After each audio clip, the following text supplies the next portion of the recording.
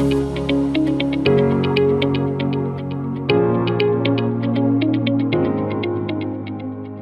वालेकुम क्लास। बेटा आज आप लोगों का यहाँ पर फैराडेज लॉ ऑफ इलेक्ट्रोलिसिस का टॉपिक स्टार्ट कर रहा हूँ।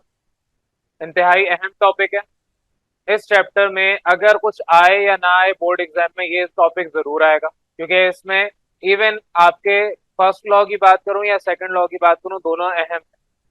लेकिन इस टॉपिक को पढ़ने से पहले यहाँ पर इससे पहले जो कुछ मैंने पढ़ा दिया वो सब आपको उसके कॉन्सेप्ट क्लियर होने चाहिए, वो प्रॉपर याद होना चाहिए।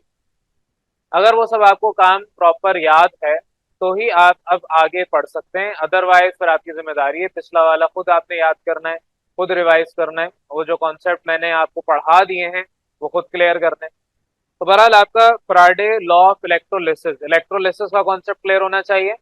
इलेक्ट्रोलिसिस क्या है, मैंने आपको बताया था कि आपके कोई भी सेल लेने उसमें तीन कंपोनेंट्स होते हैं। आपके पास इलेक्ट्रोड पहला कंपोनेंट होता है, दूसरा कंपोनेंट आपके पास इलेक्ट्रोलाइट होता है जो कि आपके इलेक्ट्रोड उस इलेक्ट्रोलाइट के अंदर डिप्ट होते हैं, डूबे हुए होते हैं, और तीसरा कंपोनेंट आपके पास बैटरी का होता है।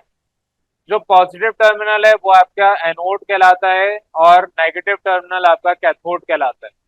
अब दो टाइप्स के आपने सेल पढ़े थे। एक आपके पास था इलेक्ट्रोलिटिक सेल जिसमें आप एक्सटर्नल बैटरी लगाते थे, एक्सटर्नल सोर्स ऑफ इलेक्ट्रिसिटी देते थे। दूसरा टाइप आपका था गैल्वानिक या वोल्टिक सेल। यहाँ पर अगर ये सर जो आपके पास फैराडे लॉ की बात कर रहा हूँ, इसमें हम गैल्वानिक सेल की भी बात करेंगे, वो मैं आगे बात करूंगा सेकंड लॉ में। लेकिन वहां पर भी आपका ये जो पहला वाला सेल था इलेक्ट्रोलिटिक सेल, उसी के मुताबिक सारा काम हो रहा है। जो गैल्वानिक सेल है उससे हम बैटरीज बनाते हैं। तो इस टॉपिक के बाद जब बैटरीज का टॉपिक स्टार्ट होगा तब हम गैल्वानिक सेल की बात करेंगे। अभी आपको जो दो टाइप के सेल पढ़ा उसमें पहली टाइप थी वोल्टिक सेल। वोल्टिक सेल तो खैर नहीं, आपका इलेक्ट्रोलिटिक सेल। तो इलेक्ट्रोलिटिक सेल की आपके यहाँ पर एप्लीकेशन है, और उसी इलेक्ट्रोलिटिक सेल को इस्तेमाल करते हुए फैराडे, आपके पास पूरा नाम आपकी किताब में दिया हुआ है, माइकल फैराडे साहब है। तो इन्होंने अपने दो लॉज पेश करके दिए थे। इन्होंने कहा था कि जो मेरे पास रिलेशनशिप है बिटवीन करंट एंड टाइम, किसी भी आप सब्सटेंस को उठा लें। हमने एग्जांपल यहाँ पर पढ़ी थी कि आपके पास ये इलेक्ट्रोलाइट है, इसमें लेट सपोज आपने NaCl डाला था, तो आपके पास sodium being a cation cathode के पास जाएगा, और क्लोरीन बीइंग एन एनाइन ये एनोड के पास जाएगा। और फिर क्लोरीन गैस बन के यहाँ से बाहर निकल रही थी, और जो आपके पास सोडियम था वो डिपोजिट हो रहा था आपकी इलेक्ट्रोड के ऊपर। डिपोजिट का मतलब चिपक जाना। तो आपके सोडियम इस इलेक्ट्रोड पे इस तरीके से अपनी जो भी सोडियम यहाँ पर आएगा आयनिक फॉर्म से एटॉमिक फॉर्म में कन्वर्ट होगा, और क्लोरीन यहाँ पर गैस बन के बाहर उड़ जाएगी, लिबरेट आउट हो जाएगी। तो डिपोजिट जिस तरह आप फॉर एग्जांपल कभी आपने देखा हो कि घर पे जब आप किसी भी बर्तन पे खाना बनाते हैं, किसी देश की वगैरह, कोई नई सी आप बाजार से खरीद के लेके आए देश की, या जो आपके पास कैटरिंग वाले होते हैं ज्यादा, उनके पास बड़े से देश के होते हैं, उसमें वो बैठ के खाना बना रहे होते हैं, तो अक्सर आपने देखा होगा कि वो काले हो जाते हैं नीचे से जहां पर आग जल रही होती है। तो जो आग जल रही थी जिसके ऊपर आपने अपने बर्तन रखे थे और खाना बना रहे थे, तो बेसिकली वो काला रंग आपके लोहे या स्टील, जो भी आपका बर्तन था, स्टील का बर्तन वैसे होता है खाने के लिए, तो जो भी खाना पक रहा है स्टील की फॉर एग्जाम्पल देचकी में आपने देखा कि काला काला नीचे रेजिड्यू हो गया, वो बेसिकली कार्बन है। तो कार्बन की डिपोजिशन हो जाती है। तो जो आपके आग में, जाहिर आग क्या है, आग आपके पास मिक्सचर ऑफ नेचुरल गैसेस है। नेचुरल गैसेस में आपके पास मीथेन वगैरह आती है। तो मीथेन जब आपके उसको बर्न करते हैं तो उसमें से कार्बन ऑक्सीजन के साथ रिएक्ट करके कार्बन डाइऑक्साइड बनाता है, और जो कार्बन है वो कार्बन वैसे भी आपका डिपोजिट हो जाता है, चिपक जाता है।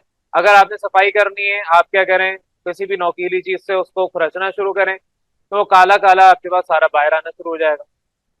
तो यहाँ पर भी आपके पास इलेक्ट्रोड है, इस पे सोडियम की डिपोजिशन हो रही है, जो आपका सोडियम डिपोजिट हो जाता है। सोडियम के अलावा और भी हो सकते हैं, यहाँ पर आप और भी ले लें। अगर आप सिल्वर क्लोराइड डाल दें लेट सपोज, तो आपको सिल्वर की डिपोजिशन मिल जाएगी।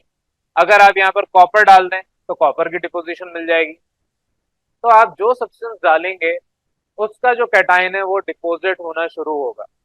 अब इन्होंने क्या किया, यही स्टडी की फैराडे साहब ने। इन्होंने देखा quantitative relationship between current and time, और उसके बाद उन्होंने कहा कि जो इलेक्ट्रोड में मेरे पास कलेक्ट हो रहे हैं उसका एक प्रॉपर फॉर्मूला बना के दे रहा हूँ।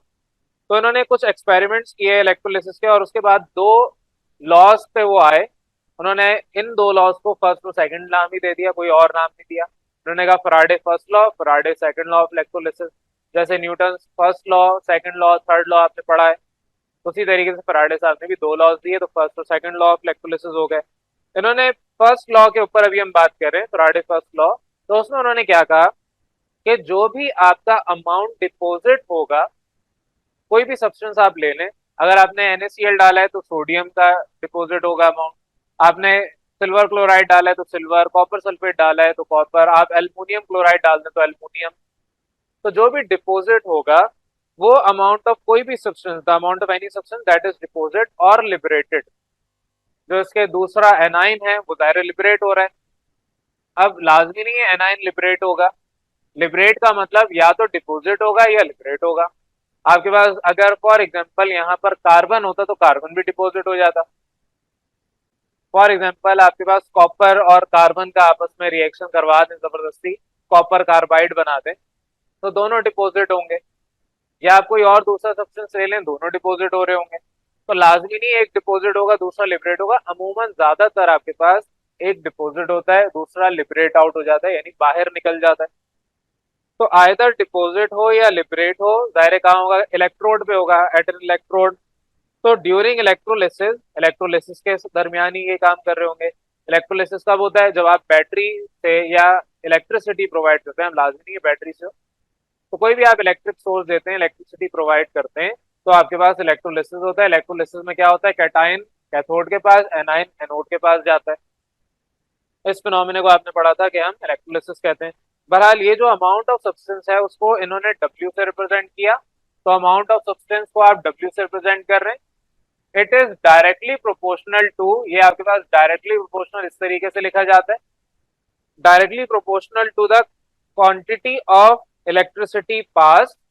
इलेक्ट्रिसिटी कितनी पास की, तो वो करंट के थ्रू आप बताएंगे। क्वांटिटी ऑफ इलेक्ट्रिसिटी, क्वांटिटी की बात हुई है तो क्वांटिटी में करंट भी आता है, और इसी के साथ साथ आपके पास टाइम भी आता है, कितनी देर तक आपने पास किया, तो मल्टीप्लाई बाय टाइम। क्वांटिटी के अंदर ये दो चीजें आती हैं, और करंट इनटू टाइम को हम यहाँ पर कूलम कहते हैं, यूनिट है। तो बहरहाल उसके ऊपर अब आगे आता हूँ मैं। डेफिनेशन पहले इनकी बता रहा हूँ, स्टेटमेंट इनकी पहले बता रहा हूँ, स्टेटमेंट की दोबारा प्रॉपर जो किताब ने लिखी उस पर आ जाए। The amount of any substance that is deposited और लिबरेटेड, तो डिपॉजिटेड बोलें या लिबरेटेड बोलें, दोनों सूरतों में जो अमाउंट को W से रिप्रेजेंट किया है at an electrode during electrolysis, electrode पे ये आपके पास डिपॉजिट या लिबरेट होगा इलेक्ट्रोलिसिस के दरमियान। ये डायरेक्टली प्रोपोर्शनल है, directly proportional to the quantity of electricity pass through the electrolyte. तो जो आपने इलेक्ट्रिसिटी पास करवाई है वो इस इलेक्ट्रोलाइट, ये जो आपके पास लिक्विड है, इसके दरमियान हुई है इलेक्ट्रिसिटी पास।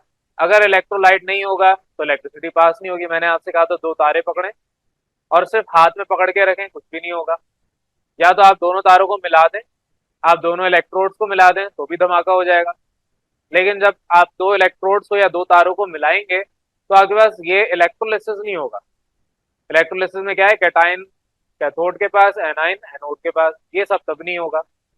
इलेक्ट्रोलिसिस करवाने के लिए बीच में आपको कोई ना कोई इलेक्ट्रोलाइट डालना पड़ेगा ताकि आपके पास कैटाइन और एनाइन का फ्लो अपनी अपनी इलेक्ट्रोड्स पे जाके हो। तो बहरहाल आपके पास इलेक्ट्रोलाइट के मौजूदगी में इलेक्ट्रिसिटी पास होगी। अब कितनी मिकदार में पास हुई है उसको मेजर करने का तरीका सिंपल सा होता है कि कितना करंट और कितने वक्त के लिए आपने दिया। अब करंट की यूनिट अगर फिजिक्स में पढ़ रखी हो, बेसिक 7 यूनिट्स होती है जिसमें करंट और टाइम बेसिक यूनिट है, फंडामेंटल यूनिट है। तो करंट हम एम्पेयर में मेजर करते हैं और टाइम हम सेकंड से मेजर करते हैं, ऐसा यूनिट की बात कर रहा हूँ। तो आपके पास यहाँ पर अब ये जो प्रोपोर्शनैलिटी है ये भी पढ़ रखा होगा, कुछ लॉज आपने फिजिक्स में पढ़े होंगे। इस साइन को हम कहते हैं प्रोपोर्शनैलिटी का साइन, प्रोपोर्शनैलिटी का सिंबल है। इसको जब भी हटाएंगे तो एक कांस्टेंट वैल्यू आएगी, इक्वल टू आप लगाएंगे तो एक कांस्टेंट वैल्यू आएगी, उसको हम Z से रिप्रेजेंट करेंगे। और Z यहाँ पर क्या है, इलेक्ट्रोकेमिकल इक्विवेलेंट। इलेक्ट्रोकेमिकल इक्विवेलेंट क्या है, अब उस पर आ जाए। पहले तो आपके पास first law of electrolysis Faraday से आपका क्लियर होना चाहिए। फराडे साहब ने क्या कहा कि कोई भी अमाउंट ऑफ सब्सटेंस जो डिपॉजिट होगा या लिबरेट होगा वो डायरेक्टली प्रोपोर्शनल होगा जो क्वांटिटी ऑफ इलेक्ट्रिसिटी आपने पास करवाई है। क्वांटिटी ऑफ इलेक्ट्रिसिटी को हम कैसे रिप्रेजेंट करेंगे कि कितना करंट कितने वक्त के लिए आपने प्रोवाइड किया। अब अगर किसी इंसान को गलती से उसने तारे पकड़ ली और उसमें करंट फ्लो हो रहा था, बिजली पास हो रही थी, तो जितनी देर तक वो तार को पकड़ के रखेगा उतना ज्यादा उसको नुकसान होगा। तो क्वांटिटी ऑफ इलेक्ट्रिसिटी अगर किसी इंसान में ज्यादा चली जाए तो इसमें दो ही चीजें होती हैं कि या तो करंट बहुत ज्यादा था, चाहे कम वक्त के लिए क्यों ना आपने यूज किया हो, या करंट कम था लेकिन ज्यादा वक्त के लिए आपने उसको पकड़ के रखा। एक पागल इंसान है, वो आपके स्विच बोर्ड में तारे लगाता है और तारे अपने हाथों से पकड़ लेता है, उसकी जो छिली हुई साइड होती है, एक तो रबर होती है तार के ऊपर, उसको पकड़ते हैं तो कुछ नहीं होता क्योंकि रबर आपका इंसुलेटर है। लेकिन वहीं पे आपने रबर छील के जो अंदर तार है उसको पकड़ लिया, अब आपको करंट लगेगा। अच्छा, एक तार पकड़ेंगे तो कुछ नहीं होगा, जब तक दूसरी तार नहीं पकड़ेंगे तब तक आप सेफ है। जैसे ही दूसरी तार आपने पकड़ी, अब आपको झटके लगना शुरू। तो अब जब झटके लगना शुरू होंगे तो डिपेंड करता है, या तो बहुत हाई करंट आपके पास आ रहा था तो 1 सेकंड भी काफी है इंसान को मारने के लिए, या कम अमाउंट ऑफ करंट था, आपको महसूस हो रहा था लेकिन देर तक आपने करंट पास करवाया तो आपके बॉडी के इंटरनली आपका जो ब्लड है वो सूखना शुरू हो जाएगा। जाहिर है आपका इलेक्ट्रोलाइट तो सारा इलेक्ट्रोलिसिस के थ्रू शिकार हो गया। आपने अपने हाथों से इलेक्ट्रोड्स बनाए और अपने जो बॉडी में इलेक्ट्रोलाइट्स हैं जो कि ब्लड के अंदर ज्यादा मिकदार में होते हैं वो अपने कैटाइन एनाइन में अलग अलग हो गए, तो तब भी आपका नुकसान होना है। तो आपके क्वांटिटी का मतलब ही यह है कि आपके पास कितना करंट और कितने वक्त के लिए इस्तेमाल हो रहा है। अब इलेक्ट्रोलिसिस पे आ जाए। अगर मैं यही से काम कर रहा हूं, मैंने यहाँ पर करंट प्रोवाइड करवाया 1 एम्पेयर, लेट सपोज। अब फिजिक्स में ये सारा काम आपने पढ़ रखा होगा, अगर नहीं पढ़ रखा तो यहाँ पर आपको इतना पता है कि करंट को हम एम्पेयर में मेजर करते हैं। जैसे आप बाजार से कोई सौदा लेके आएंगे तो मास की यूनिट आप किलोग्राम में मेजर करते हैं। तो आप बाजार से फॉर एग्जांपल आटा लेके आ रहे हैं, 5 किलो आटा, तो उसी तरीके से हम करंट अप्लाई कर रहे हैं तो 5 एम्पेयर करेंगे, 4 एम्पेयर करेंगे या 1 एम्पेयर करेंगे, हमारे ऊपर है। अगर वो मैं 1 सेकंड के लिए अप्लाई करूं, टाइम सिर्फ 1 सेकंड के लिए दे दूं, तो आपके पास यहाँ पर जो भी करंट 1 एम्पेयर और टाइम 1 सेकंड में अमाउंट ऑफ सोडियम या सिल्वर या कॉपर कोई भी आपका सब्सटेंस डिपॉजिट होगा इस कैथोड पे, तो वो अमाउंट ऑफ सब्सटेंस आपके पास कहलाएगा इलेक्ट्रोकेमिकल इक्विवेलेंट। तो इलेक्ट्रोकेमिकल इक्विवेलेंट हर सब्सटेंस का अलग होता है। फॉर एग्जांपल, मैंने यहाँ पर सोडियम को इलेक्ट्रोलिसिस के थ्रू सेपरेट करना है, तो यही सेम कंडीशन में सोडियम मेरे पास फर्ज करते हैं कि थोड़ा सा आया, लेकिन वहीं पे मैंने कॉपर को रखा तो कॉपर ज्यादा आ गया। तो हर सब्सटेंस का इलेक्ट्रोकेमिकल इक्विवेलेंट यानी कि जेड डिफरेंट होता है। तो यहाँ पर आपके आगे अब और आ जाए, यहीं पे आपकी किताब ने कहा हुआ है कि ये तो मैंने सिंबल लिख दिए हैं, आपको खुद पढ़ने। डब्ल्यू क्या है? वेट या amount of substance either deposited और लिबरेटेड एट इलेक्ट्रोड। तो इलेक्ट्रोड पे या तो डिपोजिट होगा या बाहर लिबरेट हो जाएगा, निकल जाएगा। ए क्या है? यहाँ पर मैंने आई लिखा है, आपके इधर ए से रिप्रेजेंट किया हुआ है। तो ए क्या है? करंट। तो आई वैसे आप लोगों ने फिजिक्स में पढ़ा है, इधर आप ए लिखेंगे, ये किताब ने ये कहा हुआ है। तो ए क्या है? करंट इन एम्पेयर, यूनिट आपकी एम्पेयर है। तो करंट आपके पास ए से रिप्रेजेंट किया हुआ है। नेक्स्ट आपका टाइम टी से रिप्रेजेंट किया हुआ है, वो मैंने टी से ही लिखा हुआ है, लेकिन टाइम कितने में? सेकंड्स में है। तो टाइम इन सेकंड है। ए आपका रिप्रेजेंट कर रहा है करंट इन एम्पेयर, ये सब आपको याद रखना है। तो आपको मैंने कहा कि जो ये क्वांटिटी है आपका करंट इनटू टाइम, ये कहलाता है कूलम। ये आपके पास सी सिंबल है कूलम का। कूलम क्या है? कूलम आपके पास यूनिट है of quantity of current, quantity of electricity. Current तो खैर नहीं, क्वांटिटी ऑफ इलेक्ट्रिसिटी को आप कूलम कहते हैं। अब अगर वहीं पे वापस आ जाए, मैं अपने W is equal to Z A T में करंट की वैल्यू 1 रखूं, 1 एम्पेयर, टाइम की वैल्यू रखूं 1 सेकेंड, तो मेरे पास जो अमाउंट ऑफ सब्सटेंस W है वो आ जाएगा Z के बराबर। तो इलेक्ट्रोकेमिकल इक्विवेलेंट हम Z कहते हैं।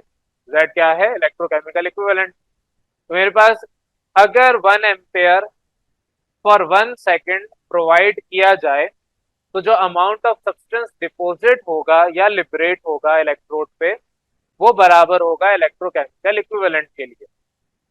अब यहाँ पर सिल्वर के लिए अलग है, कॉपर के लिए अलग है, आयरन के लिए अलग है, एल्यूमिनियम के लिए अलग है, कार्बन के लिए अलग है। कोई भी सब्सटेंस उठा लें जो कि डिपॉजिट या लिबरेट होगा, सारे के सारे अपना इलेक्ट्रोकेमिकल इक्विवेलेंट अलग अलग रखेंगे। लेकिन मैं दुनिया से कहीं से भी सोडियम उठा लूं तो हर जगह उसका इलेक्ट्रोकेमिकल इक्विवेलेंट सेम होगा।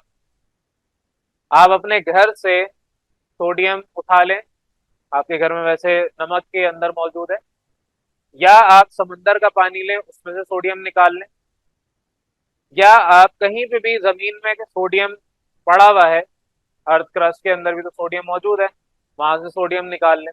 कहीं से भी आप सोडियम निकाल लें। सोडियम कहाँ से निकालेंगे? एक तो NaCl हो गया, दूसरा आपके पास वाटर जो ब्राइन सोल्यूशन है उसमें भी NaCl होता है, इसके अलावा आपका कास्टिक सोडा होता है NaOH, इसके अलावा आपका बेकिंग सोडा या बेकिंग पाउडर जो भी कहें, सोडियम कार्बोनेट, कहीं से भी आप सोडियम निकालना चाहें। अब यहाँ पर NaCl में तो आपके पास क्लोरीन एनाइन के पास जाएगा, लेकिन इसमें OH आइन एनाइन के पास जा रहा, एनोड के पास जा रहा होगा। यहाँ पर कार्बोनेट CO3 ये एनोड के पास जा रहा होगा। फिर उसके बाद अलग है कार्बन का क्या होगा, ऑक्सीजन का क्या होगा, वो सारी बातें अलग है। लेकिन हर सूरत में सोडियम यहाँ पर सोडियम ही रहना है। और कोई भी सब्सटेंस उठा लें कहीं से भी, आपके पास Z यानी इलेक्ट्रोकेमिकल इक्विवेलेंट उसका सेम रहेगा। तो ये आपके पास सिंपल सा Faraday first law of electrolysis था। अब इसके अंदर और कुछ चीजें हैं डिटेल में जो कि आपको पढ़ानी है, जैसे कि इलेक्ट्रोकेमिकल इक्विवेलेंट की यहाँ पर डेफिनेशन है। तो इलेक्ट्रिकल इक्विवेलेंट की बात यहाँ पर की गई है। तो इलेक्ट्रिक इक्विवेलेंट क्या है या इलेक्ट्रोकेमिकल इक्विवेलेंट क्या है, एक ही बात है। इलेक्ट्रिकल इक्विवेलेंट या इलेक्ट्रोकेमिकल इक्विवेलेंट दोनों सेम है। बहरहाल डेफिनेशन अब किताब वाली पढ़ा रहा हूँ। इलेक्ट्रोकेमिकल इक्विवेलेंट क्या है? It is the weight of the substance collected at the electrode. तो सोडियम की बात कर रहा हूँ, तो सोडियम वो सब्सटेंस है जिसका वेट आपने देखा जो कलेक्ट हुआ था at electrode of the substance collected at the electrode when 1 coulomb of electric charge is passed. 1 coulomb of electric charge is passed. मैंने आपसे कहा कि आपके पास 1 कूलम पास करना है। कूलम क्या है? आपके पास करंट इनटू टाइम। तो अगर 1 एम्पेयर और 1 सेकंड के लिए पास करवाऊंगा तो आंसर भी 1 आएगा। तो 1 coulomb is the unit of जो आपके इलेक्ट्रोलिसिस में हो रहा है काम। तो 1 सेकंड और 1 एम्पेयर की क्वांटिटी आप जो प्रोवाइड करेंगे दैट विल बी 1 कूलम। और 1 कूलम जब आप पास करवाएंगे क्वांटिटी ऑफ इलेक्ट्रिसिटी, तो आपके पास जो weight of the substance deposit या लिबरेट हो रहा है वो आपके पास Z के बराबर होगा। Z क्या है? Electrochemical equivalent. दोबारा डेफिनेशन पे आ जाए। इलेक्ट्रोकेमिकल इक्विवेलेंट क्या है? It is the weight of the substance collected at the electrode. अब वो चाहे कलेक्ट का मतलब डिपॉजिट हुआ है या लिबरेट हुआ है, collected at the electrode when 1 coulomb of electric charge. 1 coulomb कितने में आता है? जब आप 1 सेकंड के लिए 1 एम्पेयर करंट देते हैं। तो 1 coulomb of electric charge is pass through the electrolyte. जरा इलेक्ट्रोलाइट में पास करवाएंगे ना, ऐसी थोड़ी हवा में आपके पास 1 कूलम पास हो जाएगा, कुछ भी नहीं होगा हवा के अंदर। तो इलेक्ट्रोलाइट होना लाजमी है। तो जब 1 ampere for 1 second, 1 ampere for 1 second जब आप करंट पास करवाएंगे तो आपके पास जो amount of the substance deposit होगा that will be equal to its electrochemical equivalent. तो एग्जाम में ये सारा जो भी मैं पढ़ा रहा हूँ सब पूछा जाता है। आपसे सिर्फ अलग से बोल दिया जाएगा इलेक्ट्रोकेमिकल इक्विवेलेंट डिफाइन करें, तो डेफिनेशन पता होनी चाहिए। फिर आपको आगे बताने के किस तरह से आता है, आप बताएंगे 1 कूलम जब होगा तो आप इसको अचीव करेंगे। 1 कूलम कैसे होगा? जब आप 1 एम्पेयर फॉर 1 सेकंड प्रोवाइड करेंगे। ये सारी बातें जो भी बता रहा हूँ एग्जाम में पूछी जाती हैं। तो बहरहाल ये आपके पास सिंपल सा टॉपिक था for first law of electrolysis. अब इसको जरा मैं अपने तरीके से समराइज कर रहा हूँ, फिर किताब पे तो मैं सारा आपको पढ़ा ही चुका हूँ। फिर उसके बाद आपका सेकंड लॉ ऑफ इलेक्ट्रोलिसिस पे करेंगे, एक दफा समराइज कर रहे हैं। फर्स्ट लॉ में क्या है? आपके पास यहाँ पर एक इलेक्ट्रोलिसिस प्रोसेस हो रहा है, इलेक्ट्रोलिसिस हो रहा है। इलेक्ट्रोलिसिस में क्या होगा? मेरे पास यहाँ पर कैथोड और एनोड मौजूद होगी। मैं यहाँ पर अगर कॉपर सल्फेट अब दे रहा हूँ, मैं यहाँ पर सोडियम क्लोराइड हटा रहा हूँ, कॉपर सल्फेट लेके आ रहा हूँ। कॉपर आपके पास +2 और सल्फेट SO4 -2 होता है। कॉपर क्या होगा, आपके कैथोड के पास जाएगा और उसके ऊपर डिपॉजिट यानी कि चिपक जाएगा। सल्फेट एनोड के पास जाएगा और सल्फर डाइऑक्साइड बना लेगा, ऑक्सीजन बना लेगा, वो सब अलग चीजें, उसकी बात नहीं कर रहे। हमारा मेन फोकस कॉपर है। मुझे कॉपर चाहिए, सल्फर मुझे मिल जाता है आराम से, एटमॉस्फेयर में पड़ा होगा। और ऑक्सीजन तो इतनी ज्यादा क्वांटिटी में, जब तक यहाँ पर लोग जिंदा हैं तब तक ऑक्सीजन खत्म नहीं होना। चलो बेटा वापस आ जाए, दोबारा आपके लेक्चर स्टार्ट करो, बंद हो गया था। अब आपके पास यहाँ पर मैं कह रहा था कि एनोड के पास जब सल्फर सल्फेट जाएगा, सल्फर और ऑक्सीजन हमारे पास इतने ज्यादा है, ऑक्सीजन की क्योंकि ताकयामत अल्लाह ताला ने हमारा बंदोबस्त कर रखा है, ऑक्सीजन हमें कभी भी खत्म नहीं होगी, मिलती रहेगी। तो बहरहाल अगर हम सारे प्लांट जितने ज्यादा लगाएंगे, दरख्त वगैरह लगाएंगे, फॉरेस्ट, हम डिफॉरेस्टिंग करते जा रहे हैं, दुनिया में जितने फॉरेस्ट आपके कम होते जा रहे हैं, उतना हमारे पास हवा पॉल्यूट होती जा रही है, ऑक्सीजन कम होती जा रही है। लेकिन क्योंकि क्यामत ने भी तो आना है, दुनिया ने भी तो खत्म होना है, तो तब तक ऑक्सीजन, जब तक हम जिंदा हैं तब तक है, तो हमें ऑक्सीजन की फिक्र नहीं करनी। बहरहाल हमारे पास मेन फोकस कॉपर है। कॉपर क्या करेगा, इसके पास डिपॉजिट होगा। अब डिपॉजिट हमारे पास अगर 1 एम्पेयर अप्लाई किया है करंट फॉर 1 सेकेंड, तो जितना डिपॉजिट होगा वो अमाउंट आपका कहलाएगा इलेक्ट्रोकेमिकल इक्विवेलेंट।